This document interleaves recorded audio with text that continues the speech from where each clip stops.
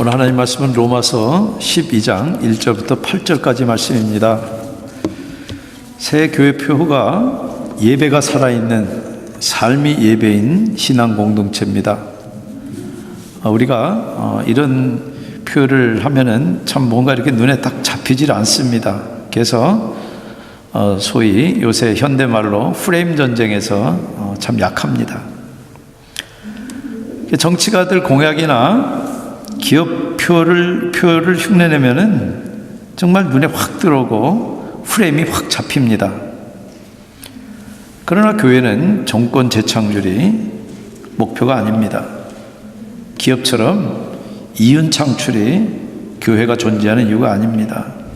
교회가 있는 이유는 말씀대로, 하나님 말씀대로 살기 위해서 있는 겁니다. 근데 세상 속에 있는 교회는 끊임없이 세상 물결이 몰려듭니다. 그 물결에 따라 요동치고 세상의 일부로 변질되지 않으려면은 우리가 말씀대로 변화되고 성숙되지 않으면은 변질됩니다. 그래서 학위 논문 받고 나면은 듣는 소리들이 있습니다. Publish or perish. 계속해서 논문을 써내지 못하면 사라지는 겁니다. 그런데 신앙도 살아있기 때문에 똑같습니다. 우리가 계속 변화되지 않으면 그 사람은 100% 변질됩니다. 여러분들, 사실 세상은 고요해 보여도요, 파도가 멈추지 않는 쟁송지대입니다. 그래서 그 쟁송지대에서 살아남기 위해서 과거에는 사자왕의 그 카멜로처럼 배타적인 그런 자세를 취했습니다. 정복하고 때려부시는 대상으로 세상을 봤습니다. 그런데 현대 교회는 카멜레온처럼 주변의 환경에 자기 색깔을 바꿔가면서 그렇게 변질되고 있습니다. 여러분들, 한국 교회가 급격한 하락세로 떨어지는 핵심적인 이유가 바로 변질되기 때문에 그렇습니다. 복음의 능력이 사라지고 세상과 다른 이 교회가 움직여 나가는, 말이나 구호는 성경에서 나오는 것들을 따오지만 실제 움직여 나가는 원리나 그 안에 작동되는 것들은 세상하고 조금도 다르지 않습니다. 아주 세속화되어 버렸습니다. 그래서 급격하게 쇠퇴해 가는 것입니다. 여러분들, 우리가 정말 그렇게 변질되지 않고 변화되려면은 과연 우리가 올 새해 2019년에는 어떤 목표를 가지고 우리들이 함께 우리 신앙 공동체를 이루어가야 되겠습니까? 하나님 말씀 로마서 12장 1절부터 8절까지 한 절씩 서로 교독하시겠습니다. 그러므로 형제들아, 내가 하나님의 모든 자비하심으로 너희를 권하노니 너희 몸을 하나님이 기뻐하시는 거룩한 산 제물로 드리라. 이는 너희가 드릴 영적 예배니라. 2절을 읽어주시기 바랍니다. 제가 계속 읽겠습니다. 너희는 이 세대를 본받지 말고 오직 마음을 새롭게 함으로 변화를 받아 하나님의 기뻐하시고 선하시고 기뻐하시고 온전하신 뜻이 무엇인지 분별하도록 하라. 내게 주신 은혜로 말미암아 너희 각 사람에게 말하노니 마땅히 생각할 그 이상의 생각을 품지 말고 오직 하나님께서 각 사람에게 나눠주신 믿음의 분량대로 지혜롭게 생각하라. 우리가 한 몸에 많은 지체를 가졌으나 모든 지체가 같은 기능을 가진 것이 아니니 이와 같이 우리 많은 사람이 그리스도 안에서 한 몸이 되어 서로 지체가 되었느니라.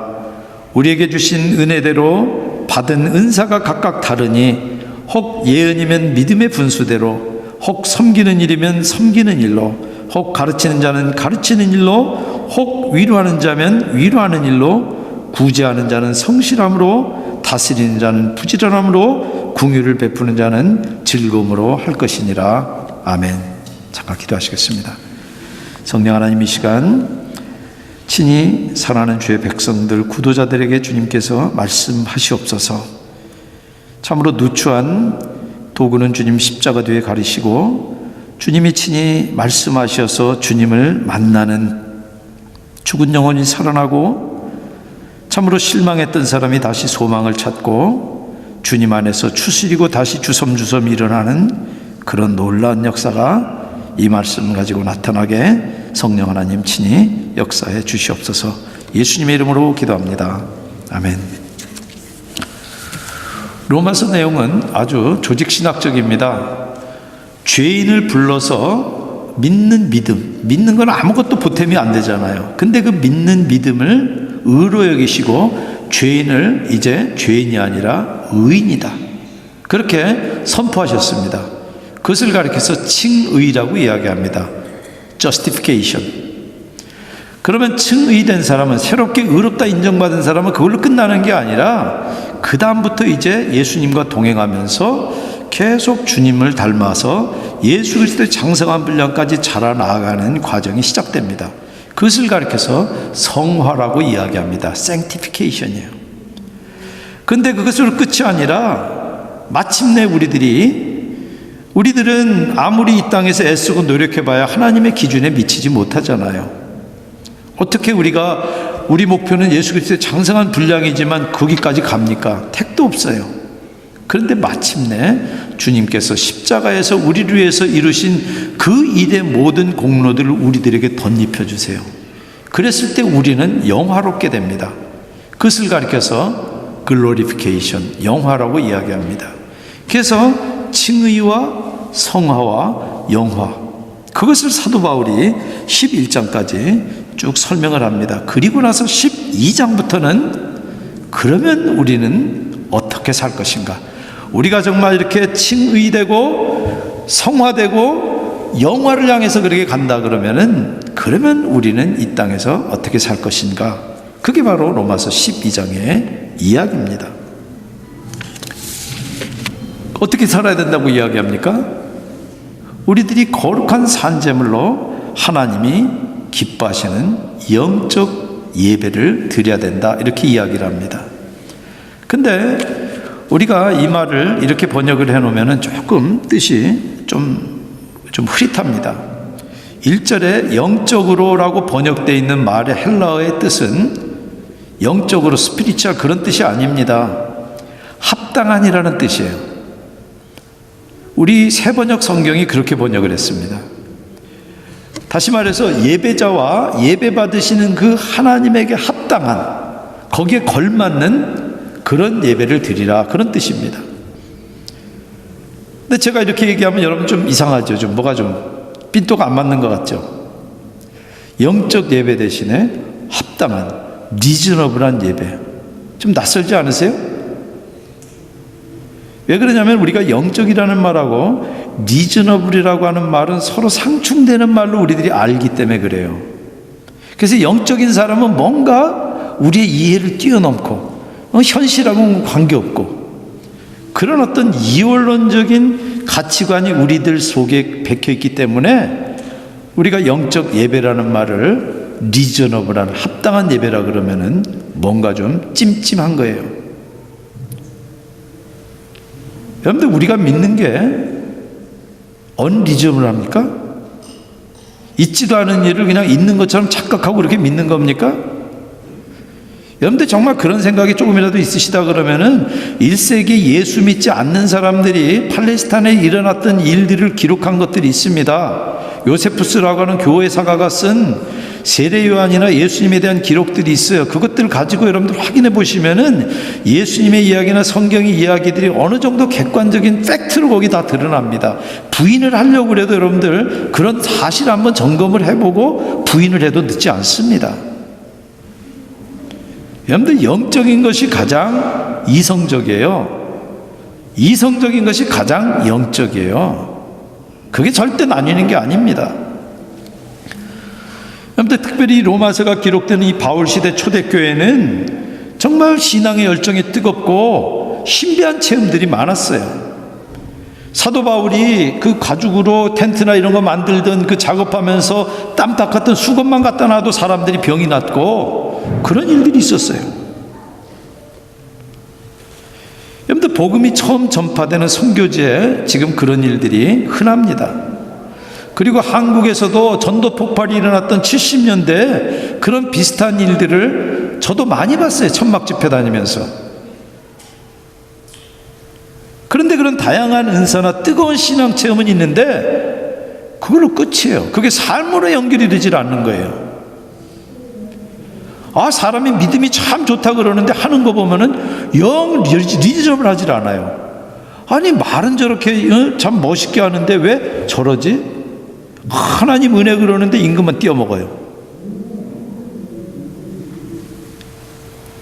사도 바울은 지금 초대교회의 그런 분위기 속에서 합당한 예배를 통해서 거룩한 산 제물이 되라, 이렇게 권면하는 겁니다. 그래서 2절에 분별하라, 3절에 생각하라. 여러분들, 우리가 신앙생활이라고 하는 건 분별을 냉철하게 하는 겁니다. 생각을 깊이 하는 거예요. 정말 감정만 뜨겁게 달구고 마는 게 아니라 우리가 하나님이 기뻐하실 그런 거룩한 산제물로 살려면은 우리가 어떻게 살아야 될지 정신 똑바로 차리고 분별하고 생각하고 또 생각해야 한다는 것입니다. 정말 믿음 따로 삶 따로 하는 그런 이원론의 패단을 지금 강력하게 경계하면서 사도 바울이 너희 몸을 하나님이 기뻐하시는 거룩한 산제물로 드리는 그런 영적 예배, 그것이 바로 합당한 예배라는 거예요. 그런데 종교에 몰두하면은 현실을 초월하기 쉽지 않습니까? 그래서 뭐 세상을 초월한 것처럼 그러는데 초월한 게 아니라 대부분은 보면은 무시하는 거예요. 여러분들, 교회도 기복적인 신앙에 빠지거나 은사주의에 빠지면은 교회 성장에 몰두하지 교회원들의 신앙 인격의 성숙이나 삶의 문제에 대해서는 전혀 무관심해요. 헌금 많이 하는 것을 강조하고 그 사람은 높이 세워주지만은 그 사람이 어떻게 돈을 버는지에 대해서, 그 사람이 어떤 원리를 가지고 소비 생활하는지에 대해서 무관심하단 말이에요. 뿐만 아니라 사회 문제에 대해서는 전혀 아주 벽창호가 돼버려요. 여러분들, 한국은 장로교회도 순복음교회와 은사주의에 있어서는 차이가 나질 않습니다. 그래서 경제정의라든지 민주화라든지 환경이라든지 남북 문제라든지 외국인 노동자나 아니면 동성애자의 영혼에 대해서 무관심해요.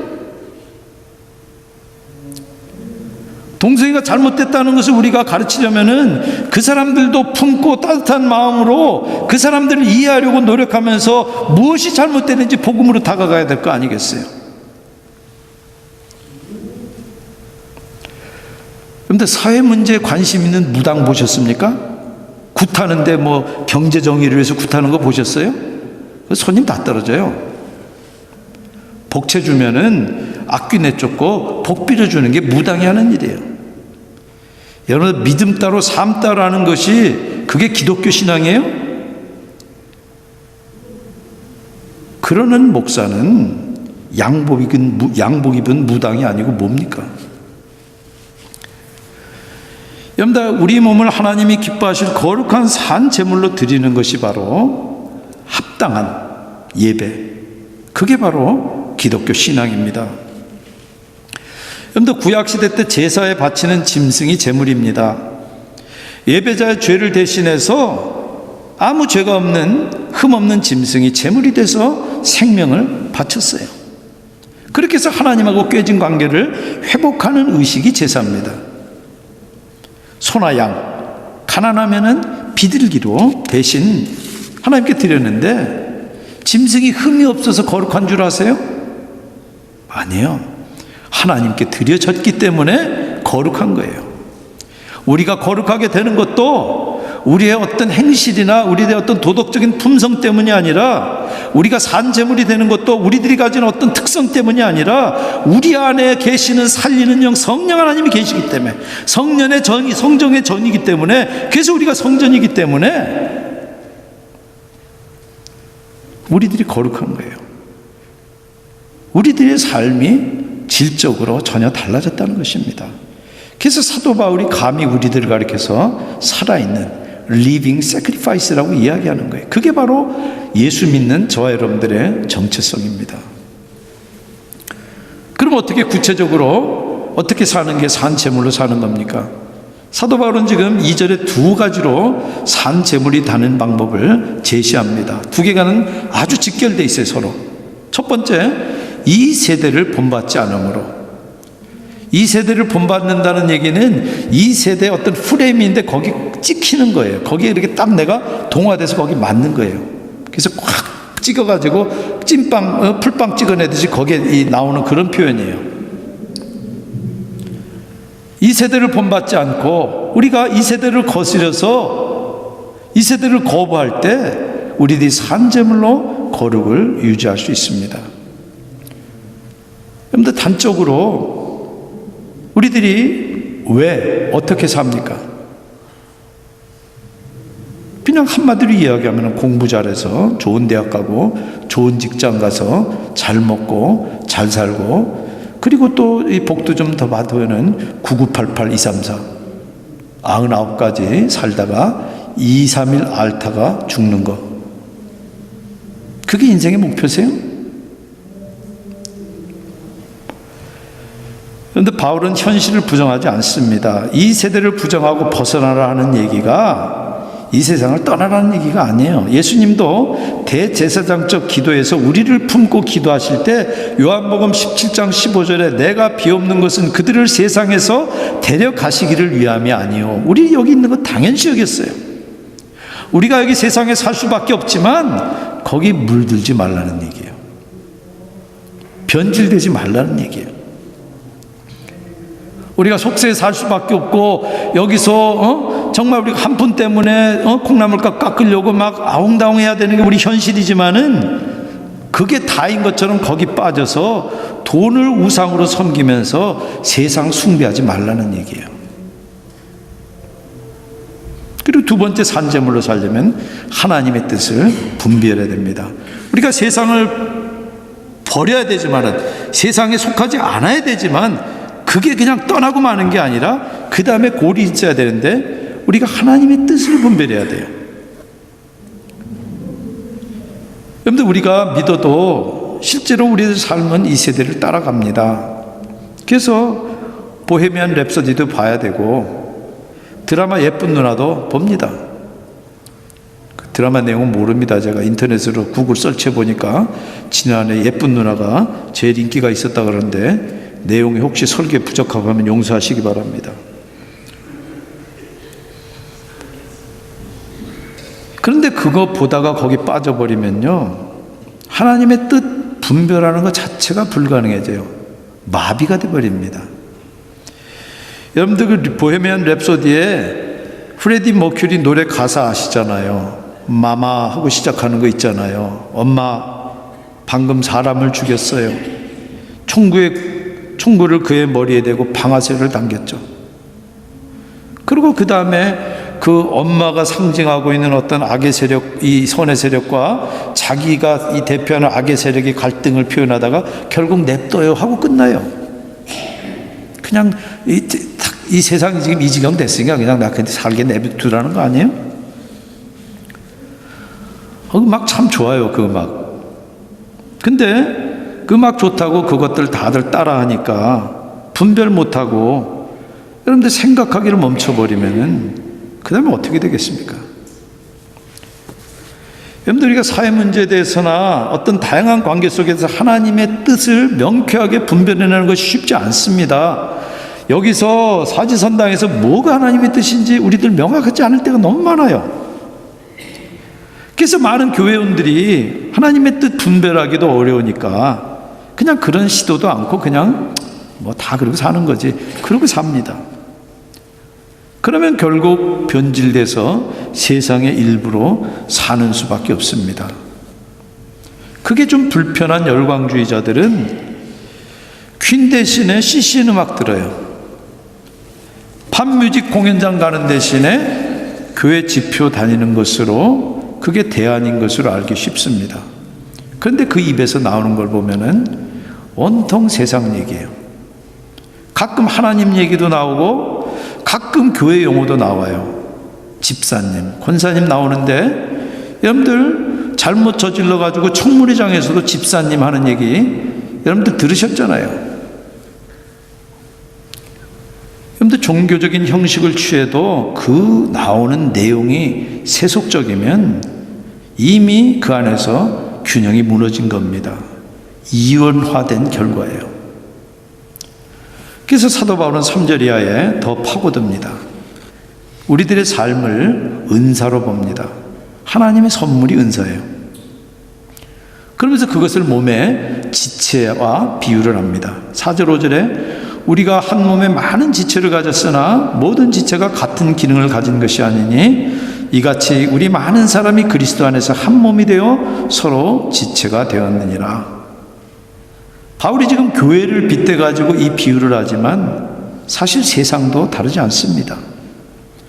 사회학에서는 그런 관점을 가리켜서 기능주의라고 부릅니다. 사회가 여러 다양한 이 펑션을 하지만 결국 그것들이 다 모여가지고 한 사회를 이룬다는 관점이에요. 그리스도 안에서 우리가 한 몸이다. 하나다. 뿐만 아니라 공간과 시대를 초월해서 우리가 한 유기체다.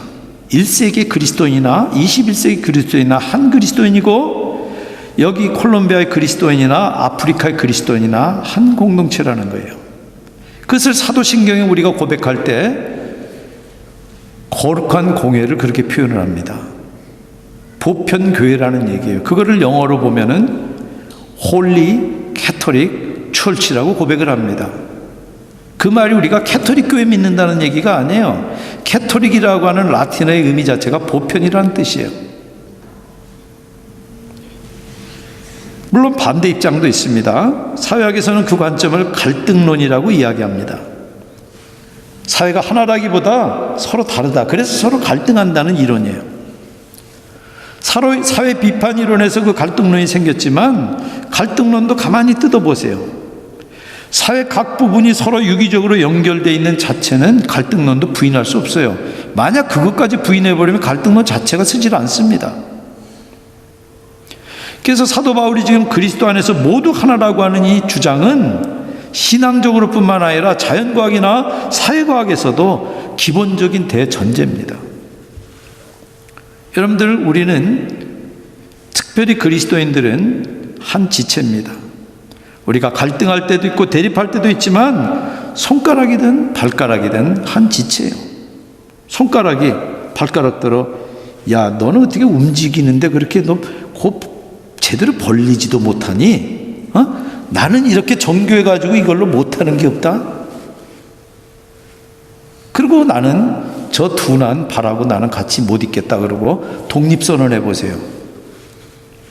그 순간에 그 손가락은 죽었어요. 여러분, 모든 지체가 똑같이 몸에 유기적으로 연결되어 있고 그래야지만 삽니다. 그리스도인도 마찬가지예요. 그렇기 때문에 지체에 마땅한 자세는 3절에 마땅히 생각할 그 이상의 생각을 품지 않고 하나님이 주신 믿음의 분량에 따라서 지혜롭게 생각하라. 여러분들, 우리가 삶을 하나님이 주신 은사로 알면은 내 능력이나 업적에 도취돼서 남을 무시하거나 갑질하지 않아요. 그리고 내가 좀 남보다 처진다고 해서 남보다 연봉이 적고 남보다 배움이 적다 그래서 주눅들 이유도 전혀 없어요.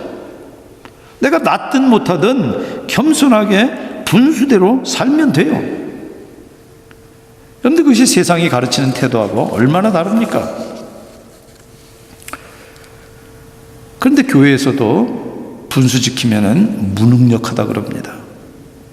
어떻게든 많고 어떻게든 커져야 된다라고 하는 욕망이 교회 안에서도 작동되고 꿈틀거려요. 그래서 이웃교회를 경쟁 상대로 삼아서 남의 불황이 내 행복이다, 그런 태도를 가지고 우리가 대합니다. 여러분들, 부디 우리 교회만이라도 그런 저급한 개교주의는 벗어나야 됩니다. 하나님이 우리들에게 우리 분수에 맞는 교회로 주신 것 좋게 해야 돼요. 여러분들, 우리가 경험해 보셨잖아요.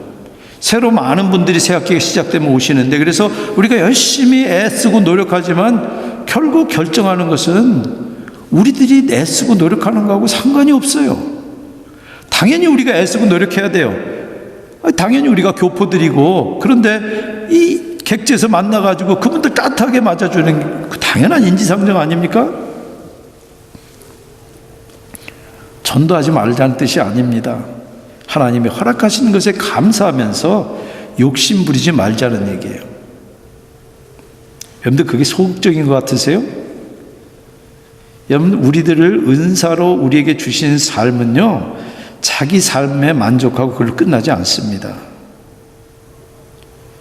어떤 삶도 무시되거나 무시당할 수 없는 그런 새로운 질서를 세워나간다는 점에서는 가장 적극적이고 혁명적이에요. 여러분들 MU 보세요. 많은 분들이 일합니다. 총장도 있고 에이션센터 일하는 분도 계세요. 교수도 있고 대학원생, 대학생, 그리고 청소부도 있습니다. 하는 역할이 다르지만 하나같이 주님께 받은 은사라고 하는 측면에서는 똑같이 귀해요. 누구도 무시해서도 안 되고 무시당할 수도 없습니다. 그래서 만약 여러분들이 무시당하는 일을 보면은 그것을 바로잡기 위해서 그리스도인들부터 분연히 일어나야 돼요. 그게 신앙이에요. 여러분들 자본주의 사회에서 연봉도 다르고 가불관계에서 완전히 벗어날 수 없는 게 현실이에요. 그거를 부인한다가 아니에요. 그러나 그럼에도 불구하고 모든 일이 주님이 주신 은사라고 하는 사실에 있어서는 바꿀 수 없는 팩트라는 거예요. 그게. 그래서 세상은 갑질이 당연하고 그래서 나도 하지만은 그리스도인은 그럴 수 없고 그래서는 안 되는 것입니다. 여러분들 삶을 은사로 받아들이는 게 왜 소극적입니까? 가장 적극적이고 혁명적인 관점이에요. 바로 그 관점에서 노예 해방이 나왔고 여성 인권이 나왔고 앞으로도 불평등하고 불공정한 관계들을 여러분들이 목격하시면은 그것들을 공정하고 바른 관계로 개선해 나가야 되는 것입니다. 그랬을 때 6절 이하에 교회 안에 주신 다양한 은사를 우리들의 믿음과 삶이 분리되지 않는 이원론이 아니라 이론론으로 우리들 삶 가운데 실현시켜 나갈 수가 있는 것입니다. 그래서 바울이 6절 이하에 교회 안의 은사들을 거기 이야기하면서 특별히 8절에 교회 안의 은사를 이야기합니다. 혹 위로하는 자면 위로하는 일로, 구제하는 자는 성실함으로, 다스리는 자는 부지런함으로, 긍휼을 베푸는 자는 즐거움으로 할 것이니라. 아무튼 교회 안의 은사는 서로 다르지만 물론 또 이 교회 은사와 세상에서 받은 그 어떤 재능하고는 신학적으로는 다릅니다. 그러나 우리들이 서로 다양한 일을 서로 다르게 한다 할지라도 그 어떤 일이라도 그 일들을 우리가 주님이 내게 주신 일로 그렇게 청지기로 받을 때 우리는 성실하고 민첩하게 그리고 즐겁게 그 일을 감당할 수가 있습니다. 정말 내가 조명을 받는 무대 위에 올라가는 주인공뿐만 아니라 내가 무대 뒤에서 아무도 알아주지 않는 소품을 맡는 사람이라 할지라도 이 일을 통해서 이 극이 지금 올라가고 있고 그리고 이 일을 통해서 무엇보다도 하나님이 기뻐하신다. 그렇다 그러면은 어떤 일을 해도 주목을 받든 못 받든 성실하고 즐겁게 일할 수 있고 그러는 것이 바로 우리들의 삶이 예배가 되는 것입니다. 여러분들 아론이 가장 거룩한 곳에 들어가서 하나님을 섬기는 것이 지성소 아닙니까? 여러분들이 하는 일로 하나님을 섬기면은 여러분들이 일하는 일터가, 여러분들이 학생을 가르치는 그 강의실이, 여러분들이 비즈니스라는 그 가게가 지성소가 되는 것입니다. 그런데 그럴 수 있다면 직업의 차이가 무슨 대수입니까? 누구나 다 분수 지키면서 기쁘게 자기 일에 최선을 다하는 것, 그게 행복 아닙니까?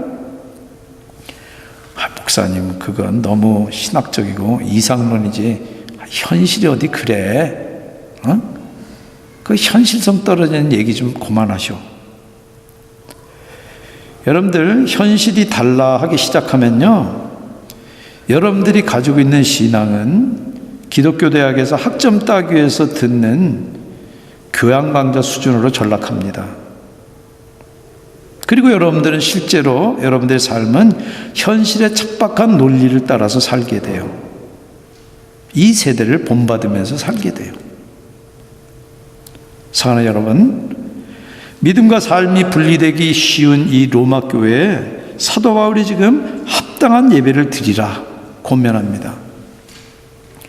그 권면은 2019년 새해를 맞는 우리들에게도 똑같이 유효합니다. 올 한 해 그리고 주님 다시 오실 때까지 저 여러분들의 일상 속에서 합당한 예배를 드리는 거룩한 산제물이 다 되시기 바랍니다. 여러분들의 삶의 처소가 지성소가 되시기 바랍니다. 그래서 정말 날마다 예배를 사모하고, 그래서 예배가 살아있고 삶이 예배가 되는 그런 저 여러분들 다 되시기를 주님의 이름으로 축원드립니다. 같이 기도하시겠습니다.